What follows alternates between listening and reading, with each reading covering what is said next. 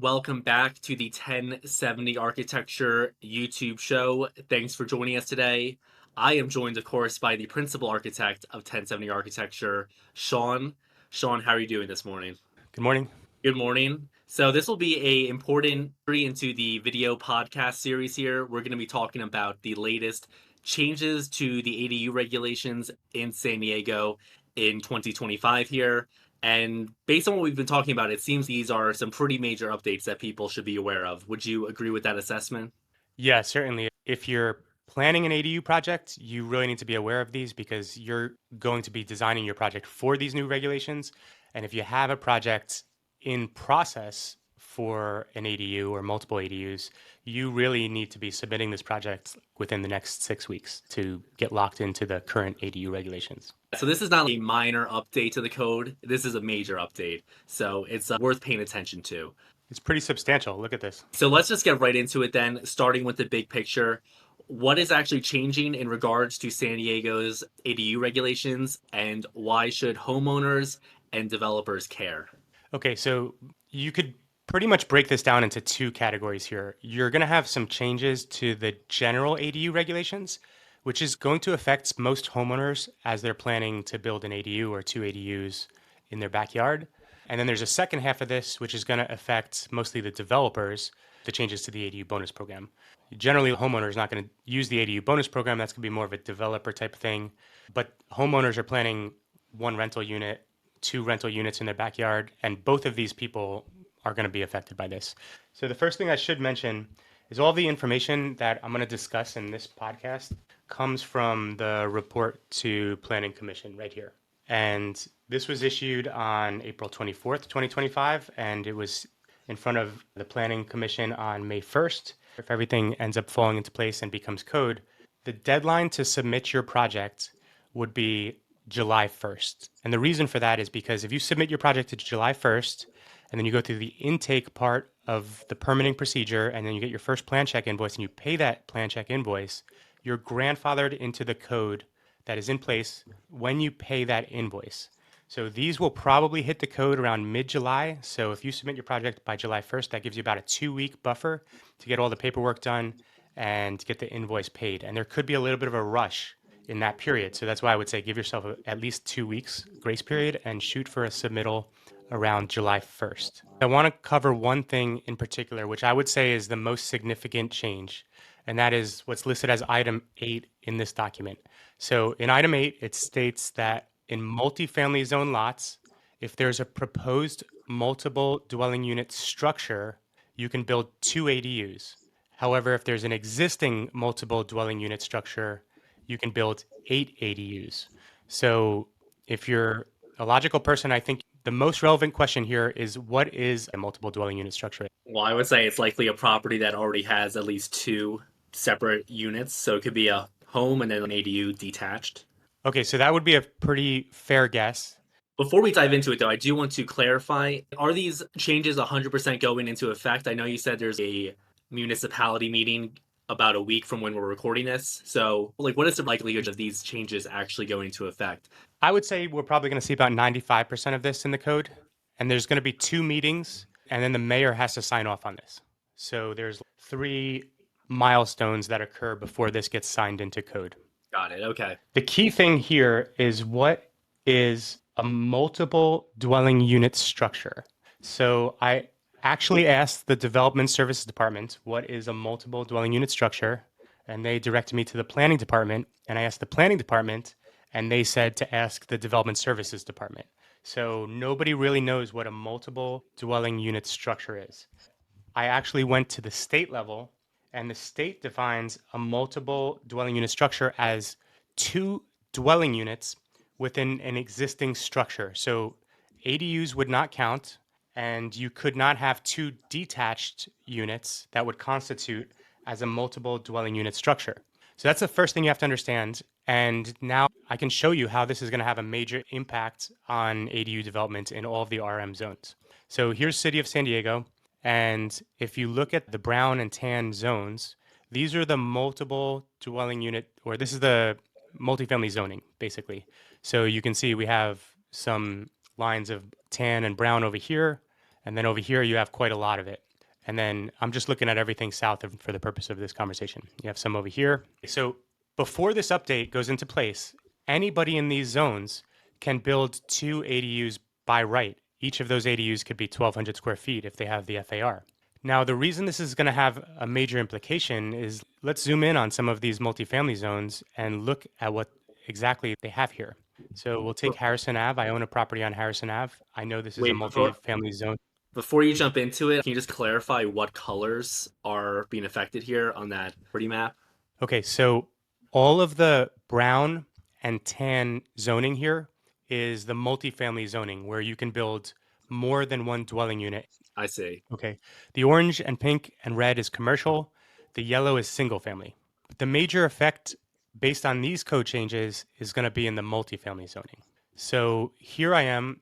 I'm in Southeast San Diego in Logan Heights, and I'm going to zoom in just so I can give you an example of what the implication of this change, if it goes into code, is going to be. Let's look at some of these properties here. First, you can see this property looks like 2 dwelling units on one lot. If this is, in fact, one lot right here, you can kind of see where the lot line is. Now, this lot has 2 existing single-family homes, so the code would have pretty limited effect on a lot like this with 2 attached dwelling units. But let's take a look at some of these other lots. Here we have 2 detached dwelling units, 2054, 2056. Now, according to the written language of this code, this does not constitute a multiple dwelling unit structure because these dwelling units are not attached. So based on this, rather than being able to build 2 ADUs, which we can build under the current code, you'd now only be limited to build 1 ADU. So the new code is going to be more restrictive in a lot of scenarios in the RM zone.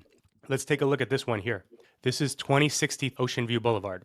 So it looks like there's one single family home here, but it's a multifamily zoned lot. Based on the current code, we could build 2 ADUs on this lot. Based on this written code, we would have to develop the ADUs on this lot as if it was a single family zoning, so we could only build 1 ADU. Now, if you wanted to build 2 ADUs under the new code, what you would have to do is first build this structure into a duplex, and then you would be permitted to build 2 ADUs here. Now, the reason why this is so important is because there's so many fees that are going to come with this process that are not listed in this document here. And I'm not sure if the people who have written this document are fully aware of the fees. So let me explain why this is going to be a significant cost increase to somebody trying to build 2 ADUs on a lot like this. Zoom in a bit more, just so it's easier to see. Okay, so you see this one here, 2063. So let's say the homeowner had plans to build 2 ADUs. Right now, today, they could build 2 detached ADUs. They could attach the ADUs to each other and build a duplex structure of ADUs. But once this new code comes into place, they would have to build a new dwelling unit attached to this structure, which would then permit them to build 2 ADUs. When you build this dwelling unit here, you're going to be subject to impact fees. Number one, you're going to be subject to the full sewer and water fee, which is $5,000 more than the sewer and water fee for the ADU. You're going to be subject to fire sprinklers for this new dwelling unit, which means the 2 ADUs behind also need fire sprinklers. And this dwelling unit is going to require solar panels, which are basically not worth installing with SDGE's current rates unless you also install a battery. So the cost implication here to build this dwelling unit is going to be roughly $5,000 for impact fees, $5,000 for sewer and water fees, $30,000 for solar panels, and about $10,000 for the fire sprinklers for this structure. So that's $50,000 more on this project if you permit this project under the new code than under the previous code. This is just a major implication, and look how many of these properties would fall into that same category. Multiple dwelling unit structure, same here. Here's a single family in a multifamily zone. This one would work because it looks like a duplex structure.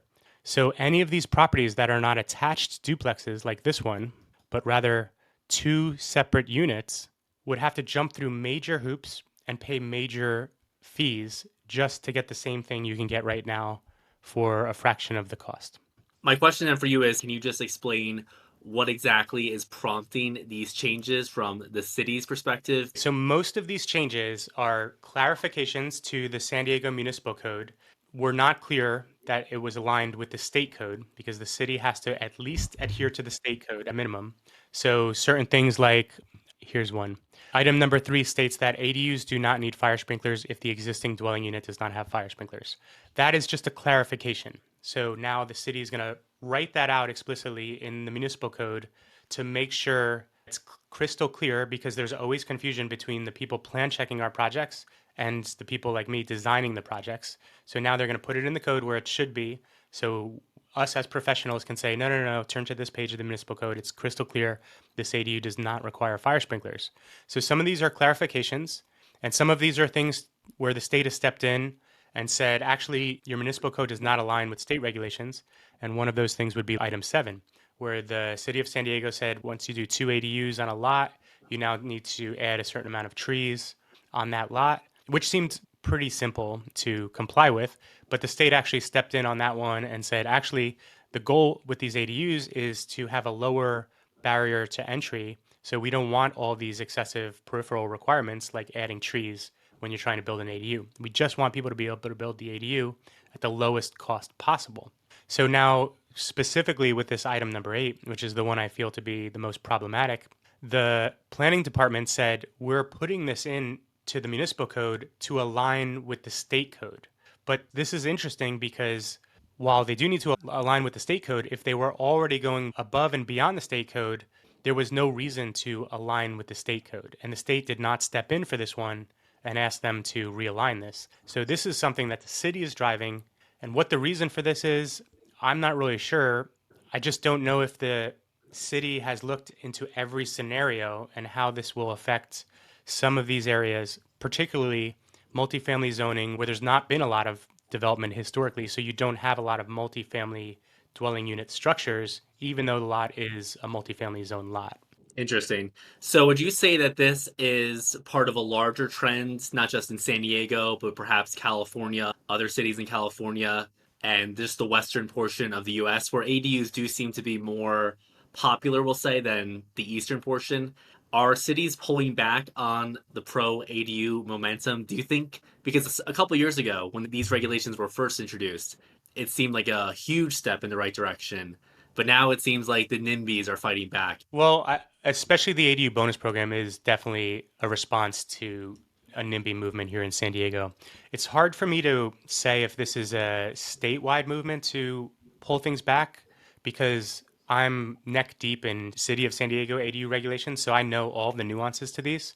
And when something like this changes, I understand all of the micro effects that this has. If you just look at City of San Diego, item 8 is a major step backward, and the ADU bonus program in general is probably a step backward, but it does have quite a lot of practicality and reason behind the ADU bonus program step back, because there were people out here in San Diego that were abusing the ADU bonus program. I guess my frustration comes from the people who are trying to do these smaller ADU projects. Sometimes they're referred to as like the missing middle housing, where people are trying to add housing for middle class, which it would be these ADUs, and how a homeowner trying to do their first project at the lowest cost is going to be affected by these. That's where a lot of my concern comes from. Okay. And I think you have a very balanced perspective, if I do say so myself. I think you're pretty reasonable, all things considered. But I know it's not all doom and gloom here. So, what are some of the less talked about, perhaps positive changes that are coming out of this code? For example, I know there's a new regulation about being able to build over 1,200 square feet in uninhabitable spaces. So, what are some wins that are coming out of this new code, and who may be able to benefit from this? Okay, thanks for bringing that up. There are some really interesting quirks here and some ways that you can strategize your project to take advantage of those, which always is the goal on any project. You need to have an angle. Things are so expensive and permitting is so complicated here. You have to have that angle on your project to make it worthwhile. The one you're mentioning is really interesting. I don't know how many properties actually have this scenario, but it could be interesting if you have this. And I know this one also works in the county of San Diego, where you may see more properties like this. But item number 1 states that if you have an existing dwelling unit, or if you have an uninhabitable space like a garage, those are areas where the jurisdiction is the county of San Diego, you can convert those structures into ADU, and you're not limited to the 1,200 or 800 square foot limitation that you're seeing at the city level or the state level. So in theory, if you were to have like a big farm and maybe it's no longer being used as a farm, you could convert that into basically like an ADU mansion. And previously, the thought would be you'd have to chop this up into multiple 1,200 square foot units. But now the code is going to be explicit. One way this could be applied in the city of San Diego is if you have a giant home that you wanted to divide into a duplex, well, half of that home could be an ADU and half of it could be a dwelling unit, and you're no longer limited to 1,200 square feet. So that's an interesting angle if you find yourself in that scenario. But let me go over some of the other interesting situations here, and then we can talk about how maybe they would benefit certain types of people in the city of San Diego. Item number 5, I think, may be the most interesting if you're interested in short-term rentals. So a couple years back, the city of San Diego really put some significant regulations on Airbnbs and short-term rentals. Short-term rental being something that's rented for 30 days or less. I think the only situation where you're renting something for 30 days or less is some sort of vacation rental. Basically, if you're trying to rent something for under 30 days in the city of San Diego, there's 4 different tiers, some of which require a specific license from the city. The higher up you go in the tier, like tier 3 and tier 4, are pretty restrictive. But tier 2 states something like if you're a homeowner, you could rent your home as a short-term rental. And I think the amount of licenses they'll give for this is unlimited. So today I could apply for a short-term rental and rent out a bedroom in my home on Airbnb, and that would be a legal process. But what item number 5 states is that JADUs have no minimal rental period. So then you start to think, well, why would they say that? Why not just make rented over 31 days and then you eliminate any of the short-term rental issues you were having when you put these regulations on Airbnbs? Well, I think this one comes from the state, but I think the implications that happen here in the city would be like if I was to build an addition on my home and designate it as a JADU, the JADU is not a separate unit technically, it's within the envelope of the single family home that you're building it in. So I suppose I could build a JADU and then Airbnb that whole JADU. And then I think we're just like right back to the short-term rental situation we had before all these Airbnb regulations came into place. So I think finally the JADU may have a purpose. Previously, there wasn't a lot of purpose to JADUs, but now this adds some purpose to JADUs if you want to try to generate income with this short-term rental plan. Let's move on to the ADU bonus program because I know there's some significant changes there. So quickly, in about 30 seconds, can you just define what exactly the ADU bonus program is and then what exactly is changing? The ADU bonus program, the most controversial part of the municipal code in the city of San Diego. Highly debated for the last year and mostly debated in the last 2 months. So the ADU bonus program is not required by state. It was something that the city of San Diego basically said, well, we'll take your ADU regulations from the state and we'll raise you the ADU bonus program. Single family zoning, you get 1 ADU. Multifamily zoning, you used to get 2 ADUs just based on the zoning. After those ADUs, you could enter into the ADU bonus program. And what that basically states is that you can build another ADU if you make it affordable.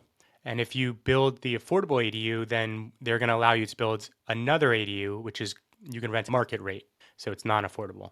But then after that, you can build another affordable one and you get another market rate one. And you can build another affordable one, you get another market rate. And you can just continue to do that. So the only limiting factor is going to be your floor area ratio, your setbacks, and your height restriction. You would have if you were to build a single family home, although the setbacks are a little bit more relaxed. So if you could build a 2,000 square foot single family home, you could actually build a 2,000 square foot ADU apartment complex using the ADU bonus program. Seemed like a great idea in concept. In practice, what happened was you had a couple select projects, probably less than a dozen, probably less than half a dozen, who really abused the program. And maybe the term abused is not correct because they are using the code legitimately. And we have to assume the code was written by people who are competent, so they probably planned for these types of things. But we had a couple projects where people would build 30 units in one apartment complex behind an existing single family home on a cul-de-sac with no parking. And sometimes this occurred in single family zoning. So this is frustrating because if your home is in a single family zone lot, you would expect that your neighbors are all going to have basically single family homes. But in some circumstances, you get a 30 unit apartment complex. So you could understand why this would be frustrating to people, right? Yes, growing up in the suburbs and someone who still likes the peace and quiet in my later 20s, I understand why people might not like that. Yeah. Imagine your neighbor in Ringwood built a 30 unit apartment complex. Yeah, well, at the time, I probably would have actually liked that, but not if I was like, the typical 50-year-old homeowner, for sure. But Right. but moving forward, so I think we've covered the latest changes in a very succinct way. If people want more information, actually, you recently did record a very in-depth technical 1 hour overview of these code changes, and then you also compared them to the initial ones in 2020 so people could see the evolution if they're interested in that. So we will plug that video here in the description. But let's pivot towards what people can actually do and how they should be thinking about these types of projects going forward. Let's start with your personal approach. How are you adjusting your design process and approach and overall client strategy in regards to these changes? Okay, so the first thing that everybody should understand is the timeline here. If you're starting a new ADU project today, you have to be designing the new ADU project to these upcoming codes because by the time you finish design and engineering and then get into permitting, you're going to be subject to these codes. So that's the first thing. We're planning ahead and we're tracking these code changes, and the design projects that we're going to start this month are going to be designed according to these new changes. So I would say if you're looking to do an ADU project in a single family zoning, there's limited changes. In fact, you may actually have more opportunity in single family zoning because item number 6 here states that if you're in a single family zoning and you have a single family dwelling unit, you can convert some of your existing home or a garage into an ADU, and you could still build a detached ADU. So there's an opportunity to get 3 units in single family zoning. And that's getting clarified in this new change. So there could be actually more opportunity if you're in a single family zoning. So that's something I would consider if I was looking to build an ADU or 2 ADUs in single family zoning. If you're in a multifamily zoning lot, we really need to wait to see how this code is going to fall into place in the written language of the municipal code. But in general, if you have an existing single family home in a multifamily zone lot, I think what I would plan to do, you could either build ADU and build a 1,200 square foot ADU. And if your lot is smaller, that could be simple angle for you. Make that single family home a duplex and then build 2 more ADUs. So that's a good angle here. Now, if you already have a duplex in a multifamily zone lot, it seems like they're going to allow you to build now 8 ADUs, which is so interesting because at the same time, the code is allowing more development and also restricting development. So maybe the sweet spot here is you have a multifamily dwelling unit structure in a multifamily zone and you have land behind it. And that seems to be the best opportunity that this new change would allow. There's also some more setback regulations here, which could give more opportunity for people on corner lots. So previously, ADUs were not allowed to encroach into the street side setback. When you're on a corner lot, you have a front yard setback, you have a street side setback. So those areas were generally not allowed, you were not allowed to build ADUs there. But now the code is going to allow you to build with a 4-foot street side setback. So corner lots now are going to increase in value for ADU development. Okay. We're now going to pivot more towards more solutions as well because, I think that's one of your mindsets is always that with the challenges come opportunities. So, in that vein, do you think pre-approved plans are going to perhaps become more viable as a way to shortcut through some of these headaches? Your firm offers the Prince House pre-approved plans based on one of the projects we've covered here. I will link that project in the description here. But I know that if people were to Google pre-approved plans, they could find them for their municipality. So do you think ADU floor plans could become more viable in this scenario? Well, I would say if you want to sneak in a project before these code changes, the pre-approved plan is probably your only opportunity. So, like, if you were to hire me before the end of May, then we could probably get a permit submittal in using the pre-approved Prince design, and you would be grandfathered into the current code. People who would fall into that category would be if you're in an RM zoned lot and you do not have a duplex structure on that lot, If we start your project this month and use the pre-approved design, we could turn it around very quickly, get grandfathered into the current building code. But there is also a major issue with all of the municipal offered pre-approved plans. The Prince layout does not really suffer for this because of this. We've designed it to like universally fit all lot types.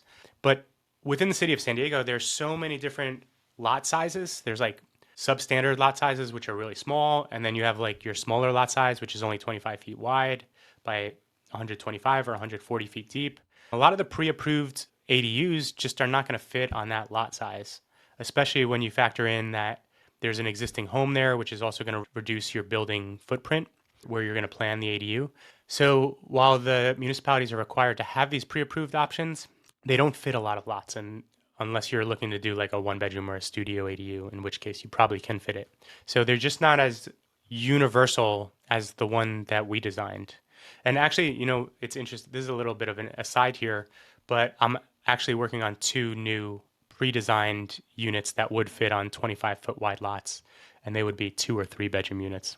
Okay. People will find out. We'll let them know once those are ready for sure. Mm-hmm. So, pivoting towards a conclusion here, what would you say are the top 2 to 3 takeaways homeowners should walk away with? Okay, let's cover this from 2 different angles here. We'll start with the ADU bonus program. So while I think most of the changes are very reasonable, like there's added regulations if you're in a high fire severity zone or a very high fire severity zone, they're going to require fire sprinklers, which you'd probably end up with anyway. If you're outside of the TPA zone, you're going to be required to do parking, and they're going to ban the ADU bonus program from low density single family zoning. But you can still use the ADU bonus program in the most common single family zoning. And actually the statistics here, let me see real quick here. With the alteration to the single family zoning, 84% of the bonus ADU program occurred in the RS zone, and that's still going to be allowed. So really the ADU bonus program is barely going to affect the ADU bonus developments. But that's another story. So if you're a developer here, Bailey, let's say you want to invest in a project. You're going to invest your hard-earned cash into a project. The first thing is you need to be fairly confident that your investment into the development is going to be better than your investment into the stock market. Because otherwise you would just invest in the stock market, right? Well, in this scenario, am I a property development firm or am I just an individual property developer? It doesn't really matter, but let's just say let's say you're an individual. Okay. You're considering using this ADU bonus program to make some money because that's the only reason you would really do it.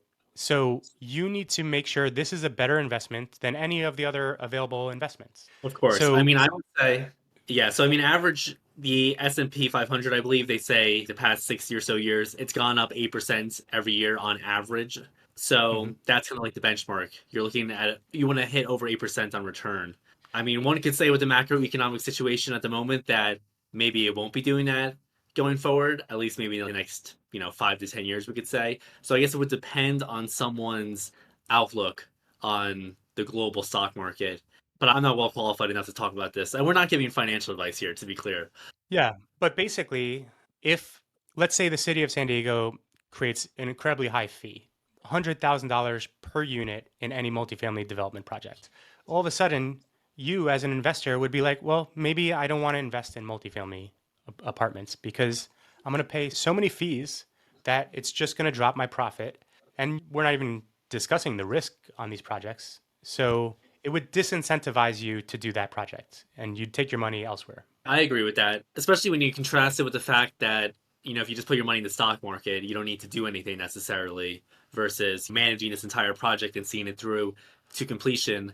The one thing is, and I'm sure there's a ton of advanced spreadsheet analyses that these companies are doing when they're considering these projects, but even with these increased fees, if you still just think that it is going to continue to go higher, property values are going to continue to climb, then maybe 10 to 15 years from now, you would still look back at this period and say this was an absolutely fine time to invest. Well, okay, so then let's look at it from the other angle. So, what drives the developer to do these types of programs? And that is an incentive by the city to do the program. And that's what the ADU bonus program is at the heart of it. It's an incentive where the city is saying, we're going to give you these extra units. So, the ADU bonus program is an incentive to encourage developers to build these projects. That's like undeniable. That's what it is. But at the same time, while the city is saying, hey, here's an incentive that we want you to do these projects, the new change with the ADU bonus program is they're going to say, and now we're going to add more fees per unit to these projects. So the city is saying two things at the same time. They're saying, hey, we want you to build these, which is an incentive, but they're also saying, hey, we're going to add fees here, which is a disincentive. So why? It's like almost like a two-faced thing that's going on. So to conclude the ADU bonus program, I would say the changes are reasonable, although I don't agree with the additional fees, because the first thing a city does if they want more housing is they reduce the administrative fees. That's the first thing you would do. And here they are adding fees back. So I think that one change coming down the pipe with the ADU bonus program, I do not agree with. All the other changes are reasonable. But here, the city of San Diego, again, is saying, here's a cool incentive, but you're going to pay more. So they cancel each other out. Yeah, and it sounds like to me, based on what you were describing there, that it's going to disproportionately hurt the middle class people who are trying to increase the equity of their property by building these ADU developments, while still the property development corporations and I mean I don't know if like hedge funds are involved, but I know hedge funds have been getting much more involved with the housing market, buying up housing supply. So it seems like the regulations are, whether purposeful or not, hurting regular people while helping, or at least not hurting as much, the bigger players in the market, which I think is not great. I think it kind of hurts both people, to be honest, because the purpose of the ADU bonus program is to get more people into housing. It's to get more housing stock, which should drop the cost of housing throughout the city. It should allow people in your generation to get into housing. But now the developer is going to pay more money to build these houses. So I think it hurts the developer and I think it hurts the little guy. And then that's a good segue to how the other ADU regulations are going to affect the small time homeowner, the person who's not a developer, but the person who's trying to build that granny flat in their backyard. That's where they're going to put their aging parents or where they're going to put their kids who can't break into the housing market. So in general, let's skim through these 14 items and let's see how they're going to affect.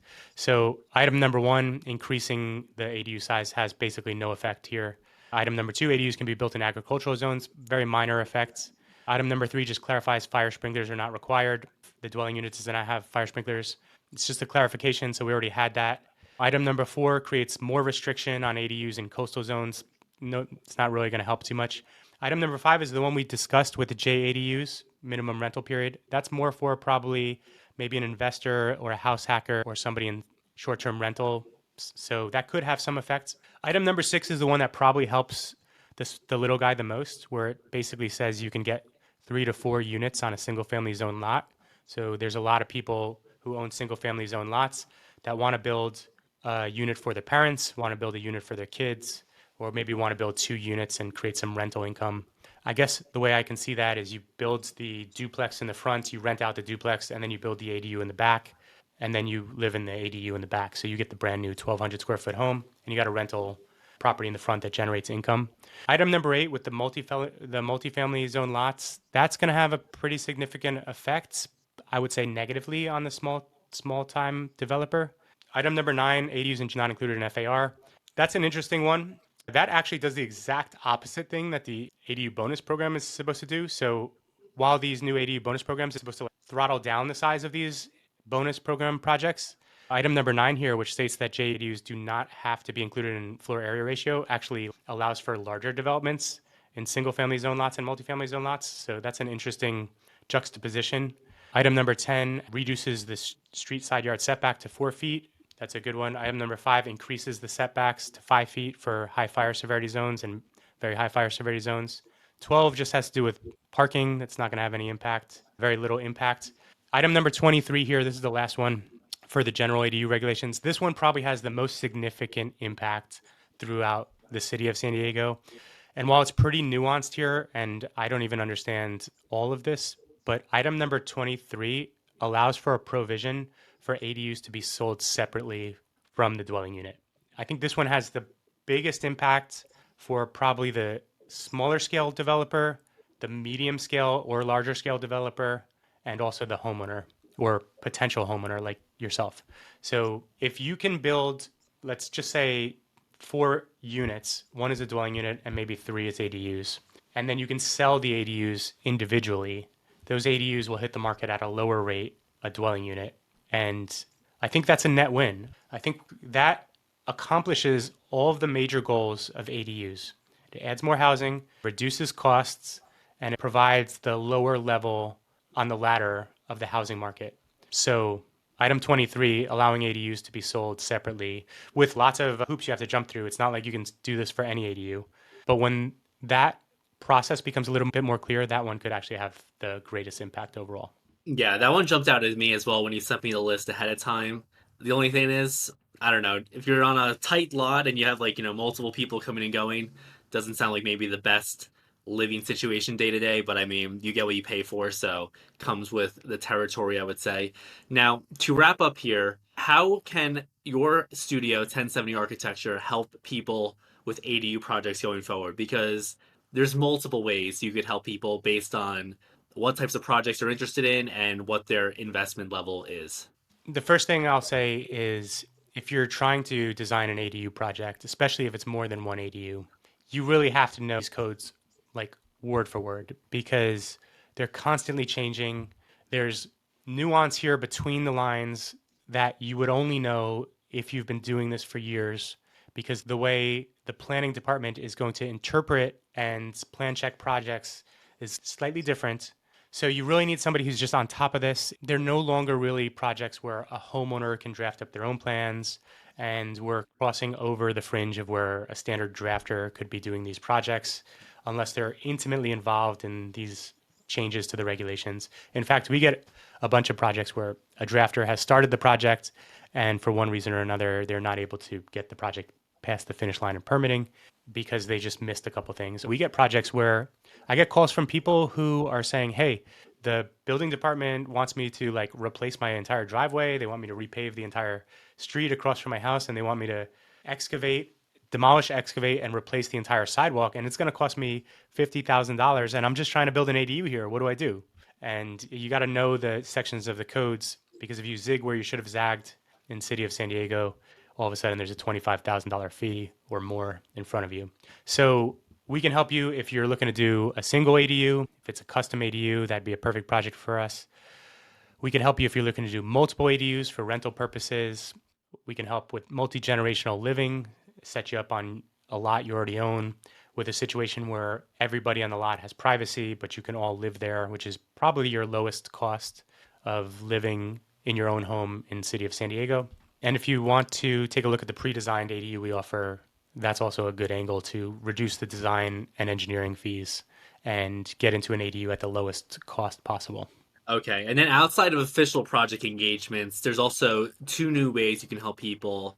So why don't you talk about that as well, and then we'll wrap up. Yeah, so for the people who have been calling us with permitting issues, even if it's not our project, we've rolled out a service where we can actually help you get to that next step of permitting. We'll advise you which direction to go, maybe modify your design slightly. Maybe if you reference a certain code section, then your project would be able to be pushed through permitting. If you're stuck in permitting, if you need somebody to permit your project, we now have a permit consultation service that's available on the website. If you have a project designed and you're not sure how it's going to relate to these new changes, you need me to take a look at it. We also have an architectural consulting service where it's an hourly service where I can just take a look at somebody else's design and just give you some general guidance. So those are two ways that we can help people that just need a little extra help rather than the entire design process. All right, so this was a very in-depth episode, but I think this is probably quite honestly the best resource people can find ahead of time for these new code changes. So hopefully people got a lot of value out of it. They can leave a comment if they have any questions here in the video, and I'm sure you'll get back to them when you have a chance. And then otherwise, all the links and resources we mentioned are going to be in the description of this video for people to learn more about that. Sean, is there anything else you want to wrap up with before we call it for this one? No, I think we covered mostly everything. We'll have to provide some links to the other videos I'm making about these changes because some of them go really deep in depth and they'll explain really the nuances that we can't cover in 45 minutes. Thanks for watching, everyone. Make sure to like the video, subscribe, and we will see you in the next one.